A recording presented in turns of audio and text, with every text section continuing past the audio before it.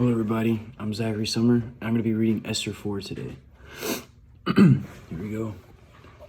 When Mordecai learned all that had been done, he tore his clothes, put on sackcloth and ashes, and went out into the midst of the city and wailed loudly and bitterly. He went as far as the king's gate, for no one was to enter the king's gate sacked or clothed in sackcloth.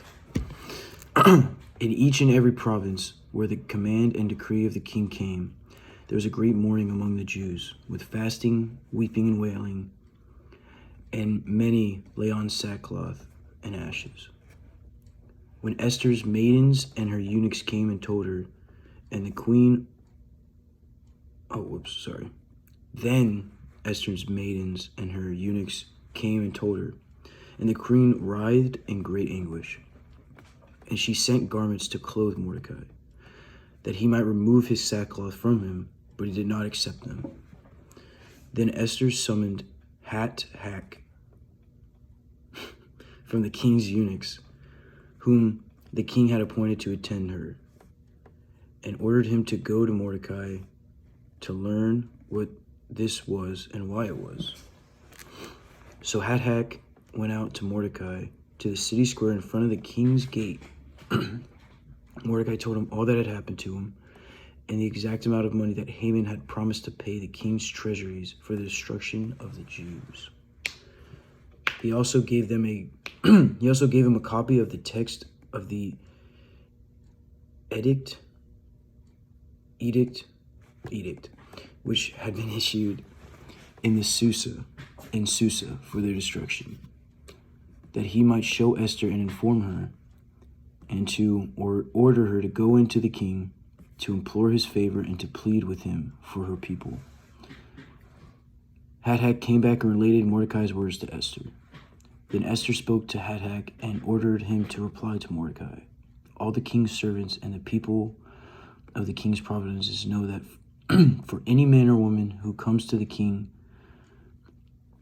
to the inner court who is not summoned, he has but one law, that he should be put to death unless the king holds out to him that golden scepter, that he may live. And I have not been summoned to come to the king for these 30 days.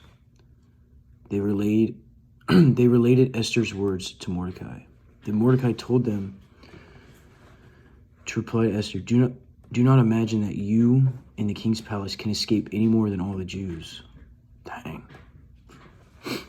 For if you remain silent at this time, relief and deliverance will rise for the Jews from another place, and you and your father's house will perish. And who knows whether you have not attained royalty for such a time as this. Dang. So far we see like Haman's plot, and then immediately like all these provinces, right? All these people started fasting, and they started putting on sackcloth and ashes, and they were just in mourning. They're in a time of like, this was it, you know. It looked like to Mordecai and to all these people, like, we need the Lord to intervene here, you know.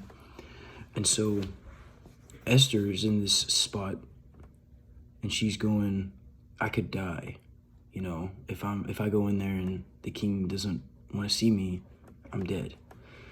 And Mordecai's like, you're gonna die. Like, the Jews are gonna be saved another way. God's gonna protect his people, but you're gonna die, you know, like, if you don't like stand up for your people. And then also, like, it's crazy because Mordecai's like, this dude is like, you could have, like, you don't think that you attained royalty for this one thing? Like, God could have used you. He put you in the spot to do this to minister to the king and to save his people. Who knows? Like, maybe this was his plan the whole time. Let's see what Esther does. Then Esther told them to reply to Mordecai, Go assemble all the Jews who are found in Susa and fast for me. Do not eat or drink for 3 days, night or day. I and my maidens also will fast in the same way, and thus I will go into the king, which was not according to the law, and if I perish, I perish. So Mordecai went away and did just as Esther had commanded him. Dang. So Esther said it. She said, I'm going to do it. You're right. I mean, what the Lord probably allowed me to be the queen, you know, all these things, and for this reason, you know, and who might step in the way, you know. And so she goes, if I die, I die, you know, but I'm doing it. She took her step of faith, and she just trusted that God was going to take over. If he didn't, it didn't really matter, because she's like, I trust it, you know, it's going to happen. And so this little, very short chapter shows how much, like, Esther, like, yeah, she had Mordecai, but they didn't see each other. They just sent the eunuch dude back and forth. And so she's trying to, like, put her sentences together, you know. She's like, I can't go in front of the king. Kidding me? He's gonna kill me. I was appointed not to see him for 30 days. And then she goes, and Mordecai's like, you got to. You have to, or else you and your families, like, all that is gonna die. You know what I'm saying? Like, that's it. But she's taking that step. She's saying, all right, I don't know what the future has to hold. You know, I don't know what he's gonna say, but I'm gonna take a step, because I know this seems like what the Lord would want me to do, you know. And so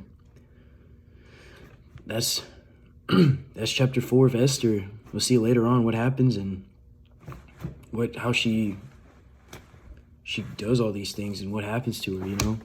Thanks for reading with me. It's been awesome, and that's chapter 4 of Esther. Thank you.